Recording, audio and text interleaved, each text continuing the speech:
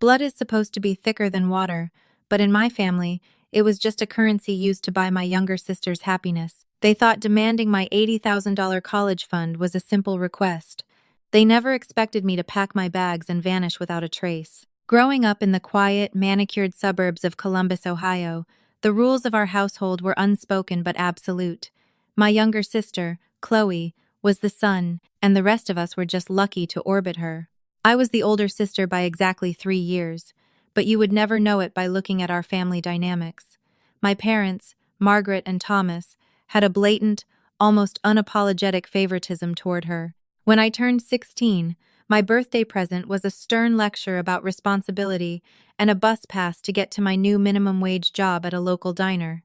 When Chloe turned 16, she woke up to a brand new, silver Jeep Wrangler parked in the driveway, wrapped in a giant red bow. If I got a B+ in AP Calculus, my parents asked why I wasn't trying harder. When Chloe managed to scrape by with a C in Standard English, they took her out to a fancy steakhouse to celebrate her creative struggle. I learned early on to fend for myself. I became invisible, which was exactly how I liked it, because it meant I could quietly work toward my only ticket out, college. I spent my high school years waitressing double shifts, babysitting, and hoarding every single dollar I earned. But the real game changer in my life wasn't my own savings, it was my Grandpa Arthur. Grandpa Arthur was my dad's father, a gruff, no-nonsense retired engineer who saw right through my parents' toxic dynamic. During my senior year of high school, his health began to decline rapidly due to aggressive early-onset dementia. My parents, true to form, were entirely unwilling to pause their country club lifestyle to care for him. They debated throwing him into a state-run facility that smelled like bleach and despair. I couldn't let that happen. So, I moved into his guest room. While my parents and Chloe were taking weekend trips to Miami, I was at home, managing his medications, cooking his meals, and holding his hand when the confusion brought him to tears. Before his memory completely faded, Grandpa Arthur did something that would permanently alter the trajectory of my life. Unbeknownst to my dad, Arthur had his lawyer set up a UTMA, Uniform Transfers to Minors Act, account specifically for me. He liquidated a portion of his assets and deposited exactly $85,000 into it. The stipulation was clear. My father, Thomas, was named the custodian, but by Ohio state law, the moment I turned 21, the money legally became mine. It was designated as my college fund, my escape route. Grandpa Arthur passed away shortly after I graduated high school. When my dad found out about the account, he was utterly furious. He tried everything to absorb the funds into his own accounts, claiming it was his inheritance. But Grandpa's lawyer, a brilliant and relentless woman named Beverly, made sure the account was airtight. My dad couldn't touch the principal without proving it was for my direct, immediate medical or educational benefit, and even then, he was terrified of Beverly auditing him. So, the money sat there, gathering interest, waiting for my 21st birthday. For 3 years, I attended a local community college to save money, working 40 hours a week as a receptionist at a dental office. I paid for my own tuition, my own cheap Honda Civic, and my own rent to live in my parents' basement.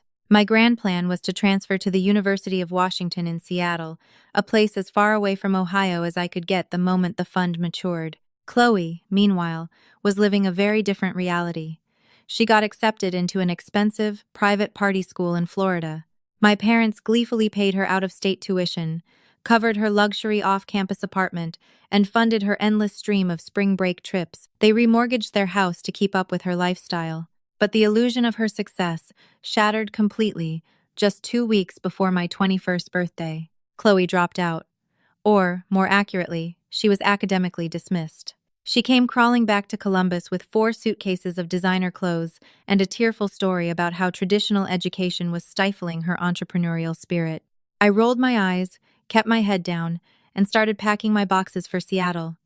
My 21st birthday was only 5 days away. The finish line was in sight. Then came the dinner. It was a Tuesday evening, 3 days before my birthday, when my mother insisted we have a special family dinner. Margaret cooked a full roast, something she only did when she wanted to manipulate a situation. As we sat around the mahogany dining table, the air was thick with an unnatural, sugary tension. Chloe was uncharacteristically quiet, pushing a carrot around her plate with her fork. My dad cleared his throat, setting down his wine glass. "Harper," he began, pasting on a smile that didn't reach his eyes. "Your mother and I have been talking, and we've been talking to Chloe. She has a massive opportunity." "Oh?" I said, not looking up from my plate. "Did she find a job?" Chloe shot me a venomous glare. "I am launching a luxury boutique lifestyle brand," she snapped. "I have a manufacturer lined up in Los Angeles. It's going to be huge." "That's great," I replied flatly. "Pass the salt." "There's a small catch," my mother intervened, her voice adopting that sickly sweet tone she used when she wanted to gaslight me. "Chloe needs seed money. The bank won't give a traditional loan to a 19-year-old, and your father and I are. Well, our liquidity is tied up right now, but we realized we have the perfect solution." My stomach plummeted. I dropped my fork. "No. Harper, be reasonable," my dad said, his fake smile vanishing, replaced by the demanding patriarch persona he loved so much.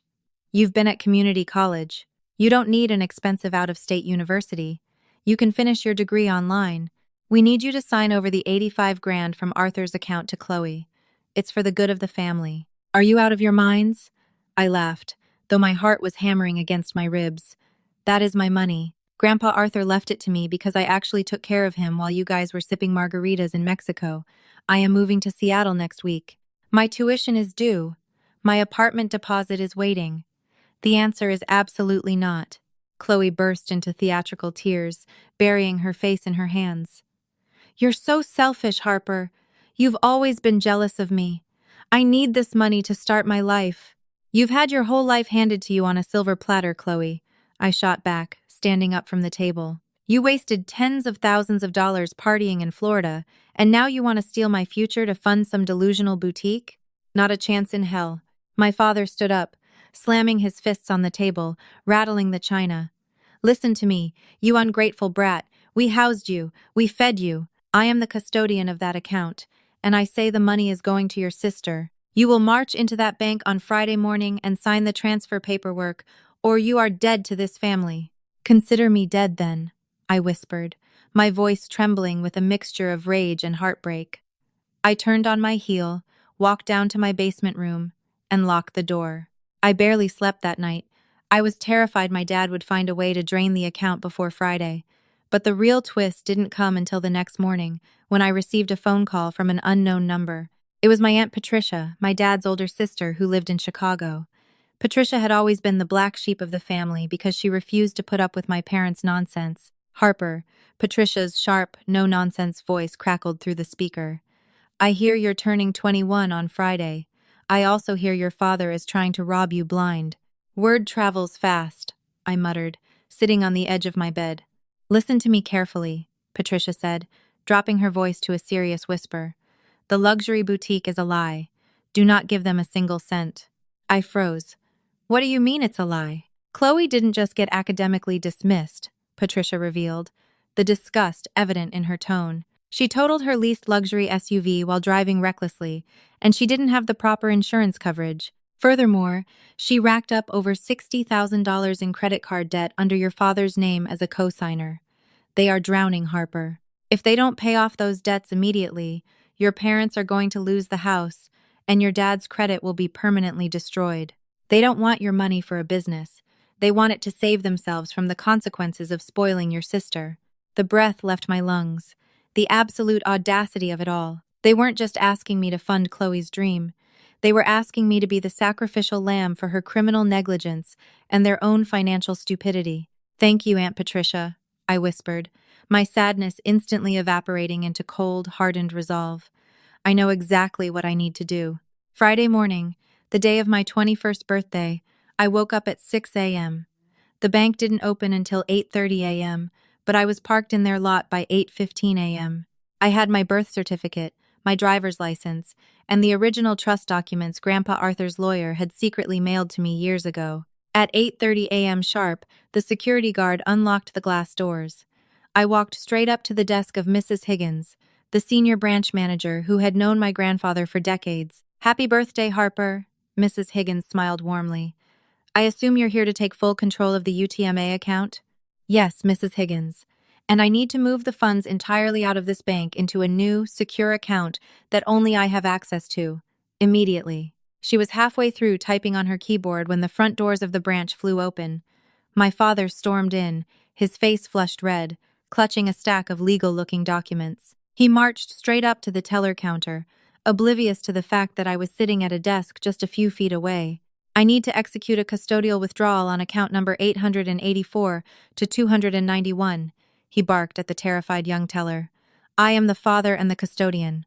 I need a cashier's check for $85,000 made out to Thomas Sterling.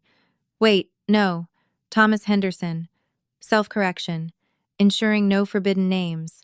Mrs. Higgins stood up from her desk, folding her arms. I'm sorry, Thomas, but as of midnight last night, Harper turned 21. By law, your custodianship is terminated. You have zero legal authority over that money. My dad whipped around, his eyes locking onto me. Pure, unadulterated panic washed over his face. Harper, stop this right now. You don't understand what you're doing to this family. I stood up slowly, looking the man who was supposed to protect me dead in the eye. I understand perfectly, Dad.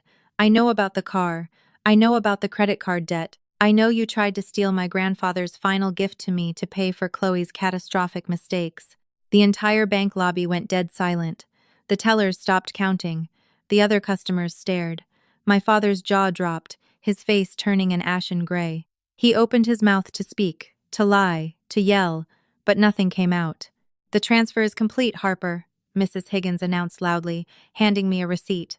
The funds are safe, and your father's name has been permanently purged from the system. I took the receipt, shoved it into my purse, and walked right past my father.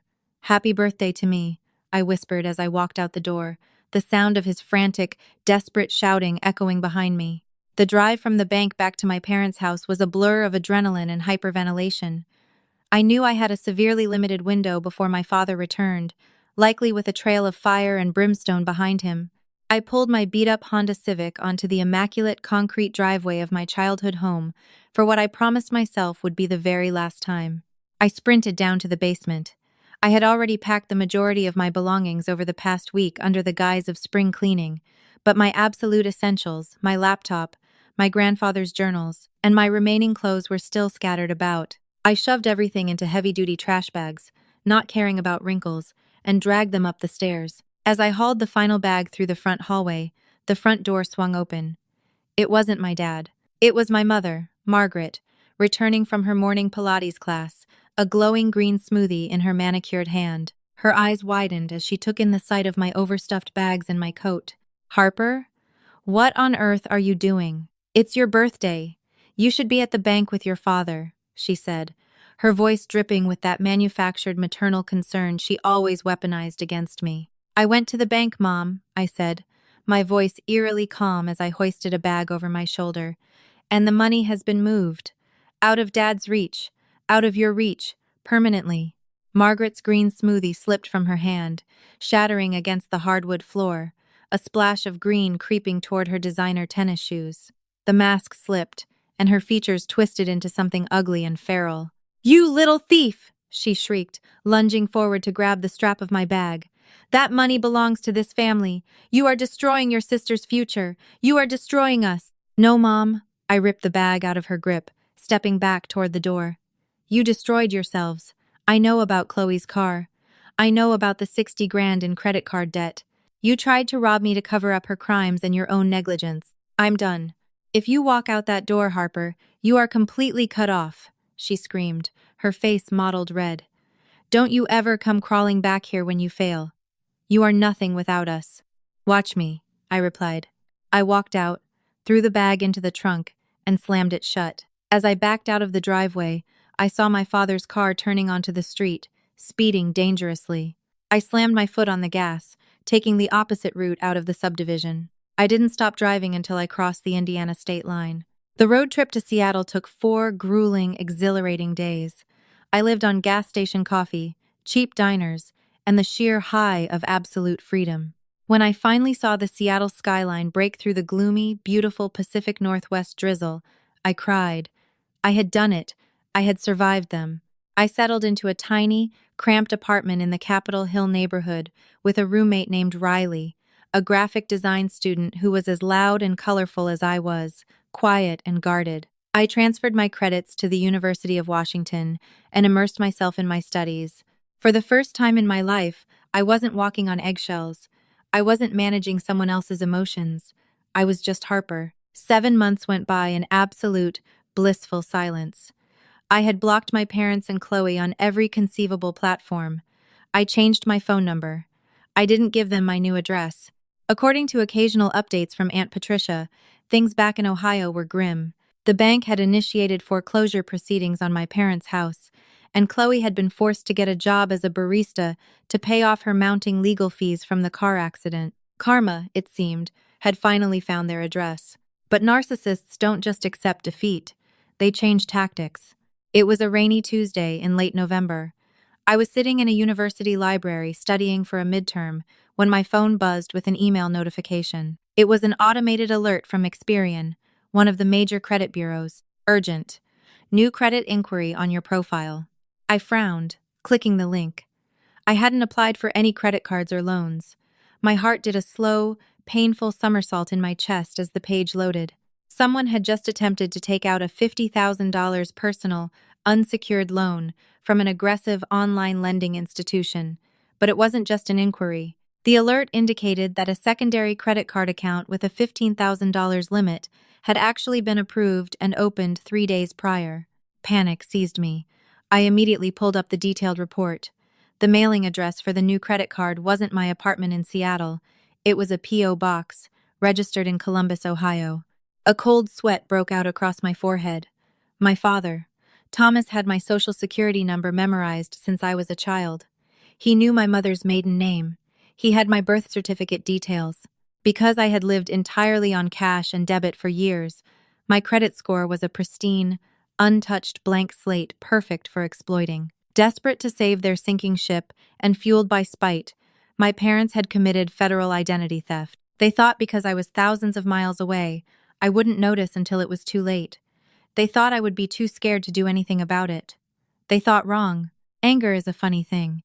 When you are pushed past your absolute limit, the fiery, screaming rage eventually burns itself out, leaving behind a cold, calculating ice. I didn't call my father to scream at him. I didn't send a furious, tear-stained email to my mother. Crying and raging would only give them the emotional reaction they craved. It would let them know they still had power over me. Instead, I went completely, ruthlessly clinical. I skipped my next 2 classes, packed up my laptop, and walked straight through the damp Seattle drizzle to the police precinct near campus. I didn't just want to file a standard report. I wanted a bulletproof paper trail. I was assigned to Detective Brody, a stoic, broad-shouldered man whose quiet intensity suggested years of military service before he joined the civilian force. He listened without interrupting as I laid out the timeline, the bank documents, and the Experian alerts. I handed over printed copies of the P.O. box address in Columbus, alongside my parents' full legal names, birth dates, and contact information. Financial abuse within families is one of the most common, yet underreported crimes we see, Detective Brody said, his voice a low, authoritative rumble as he reviewed the paperwork. People hesitate because it's blood. They let themselves get buried in debt to protect the people who dug the hole. He looked up, his eyes locking onto mine with a sharp, assessing gaze. You're sure you want to press full criminal charges? Once this wheel starts turning, you can't easily stop it. Your father is looking at severe felony wire fraud and identity theft charges. Spin the wheel, detective, I replied without a single ounce of hesitation. They made their bed. I'm just making sure they sleep in it. Armed with the official police report number, I spent the next 6 hours locked in my bedroom, treating the situation like a tactical operation. I called Experian, TransUnion, and Equifax, placing hard, impenetrable freezes on my credit. I then contacted the fraud department of the bank that had issued the $15,000 credit card. I was connected with a senior fraud investigator named Mr. Davies. I provided my police report, my Washington state lease, and stamped university attendance logs proving I was 3,000 miles away when the account was opened. Ma'am, the audacity here is staggering, Mr. Davies muttered as he clicked through the account history. This card was maxed out in under 72 hours. We are looking at over $8,000 at a luxury furniture retailer, $4,000 at an auto body shop, and several expensive dinners at high-end steakhouses in the Columbus area. They didn't even try to hide their location. I want my name completely cleared from this fraudulent debt, and I want the full weight of your legal department to pursue the individuals at that Columbus address, I instructed. Understood, Mr. Davies replied firmly. We will be launching an aggressive investigation in conjunction with local Ohio authorities. Over the next 3 weeks, I worked tirelessly with a legal aid clinic on campus. It was exhausting, but every piece of paperwork I signed felt like another brick in the fortress I was building between myself and my toxic past. I learned later from Aunt Patricia, who had a front row seat to the gossip mill back in Ohio, exactly how the hammer of justice finally fell. It was the complete, catastrophic social destruction my parents had spent their entire lives trying to avoid. They had used my stolen identity to try and repair Chloe's wrecked, uninsured SUV, hoping they could sell it to keep the bank at bay. The luxury furniture was a desperate, pathetic attempt to keep up appearances for their country club friends, who were already whispering about Thomas's bounced checks. On a bright, sunny Tuesday morning, my father was standing in his driveway in his expensive golf attire, loading his clubs into the trunk of his leased sedan. He never made it to the tee box. 3 Columbus police cruisers, accompanied by 2 detectives specializing in financial crimes, boxed his car into the driveway. According to Patricia, half the neighborhood was outside. The Wellingtons from across the street were walking their golden retriever. The Miller family was getting into their minivan. They all stopped and watched as my father, red-faced and blustering, tried to use his faux authoritative patriarch voice to dismiss the officers. He loudly claimed it was a simple familial misunderstanding and that he had my verbal permission to utilize my credit profile. The police didn't care about his country club membership, his zip code, or his excuses. Identity theft across state lines is a severe federal offense. They handcuffed Thomas right there on the manicured concrete. Margaret burst out of the front door, still in her silk bathrobe, and completely collapsed on the lawn in a fit of hysterical, theatrical tears. She screamed at the officers, demanding they unhand her husband, wailing that her ungrateful, psychotic daughter had set them up. The officers simply read Thomas his Miranda rights and shoved him into the back of a cruiser. 2 days later, my phone rang. It was an unsaved Ohio number, but my gut knew exactly who was on the other end. I hit accept, pressing the phone to my ear, simply to hear the sound of their absolute defeat. Harper? The voice was weak, trembling, and entirely stripped of its usual arrogant shine. It was Chloe. Make it fast, I said, staring out my window at the jagged, snow-capped peaks of the Olympic Mountains in the distance. You have to call the police and drop the charges right now. Chloe sobbed, her voice cracking with genuine panic. In the background, I could hear Margaret shrilly yelling, Tell her we'll sue her for defamation. Tell her. Dad is in county jail, Harper. Chloe wailed over our mother's shrieking. They set his bail at $150,000, and the bondsman won't take our calls. Mom is a mess. The bank officially finalized the foreclosure on the house yesterday. The sheriff's department gave us 48 hours to vacate. We have to move into a cheap, disgusting rental on the bad side of town. You've completely ruined our lives. I didn't ruin you, Chloe, I said, my voice as cold and smooth as glass. I felt absolutely nothing but a hollow, satisfying sense of closure. Dad committed a felony. He stole my identity because he refused to let you face the consequences of your own criminal negligence. He dug this grave, and Mom handed him the shovel. Now you all get to lie in it. But we're family! You can't do this to your own blood, she pleaded, playing her final, desperate card. No, I corrected her softly. You are just shared DNA. Family protects each other. Family doesn't demand an $80,000 sacrifice to fund a delusion. Family doesn't steal a social security number. Do not ever contact me again. If you, Mom, or Dad try to reach out to me, I will file for a permanent order of protection. I ended the call before she could utter another sob. Then, I went into my carrier settings and permanently blocked the number, officially severing the final, decaying thread that tied me to Columbus, Ohio. 4 years have passed since that rainy afternoon at the Seattle Police Precinct. I graduated from the University of Washington with high honors, entirely debt-free, entirely self-made.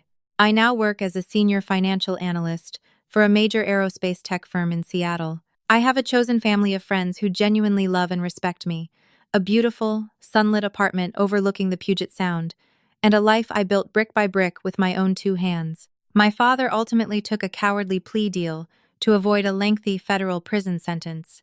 It resulted in 5 years of severe, restrictive probation, crushing financial restitution, and a permanent felony record that completely obliterated his career in corporate management. He now works as a night shift manager at a budget tire warehouse. Margaret and Chloe are living in a cramped, moldy two-bedroom apartment.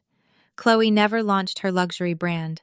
She rings up groceries at a discount supermarket, her wages heavily garnished to pay off the wreckage of her past. They spent my entire life treating me like I was invisible, a mere stepping stone for their golden child. They assumed my silence was weakness, but in the end, the invisible girl was the only one who saw the truth, and the only one who walked away completely free. Wow, what an incredible journey of setting boundaries, demanding accountability, and fighting for your own future. Harper proved that sometimes, standing your ground and walking away is the ultimate victory. If this story of escaping toxic family dynamics and finding real justice resonated with you, please hit that like button. Don't forget to share this video with anyone who needs a reminder of their own strength, and subscribe to the channel for more unbelievable, real-life drama stories. What would you have done in Harper's shoes? Let us know in the comments below.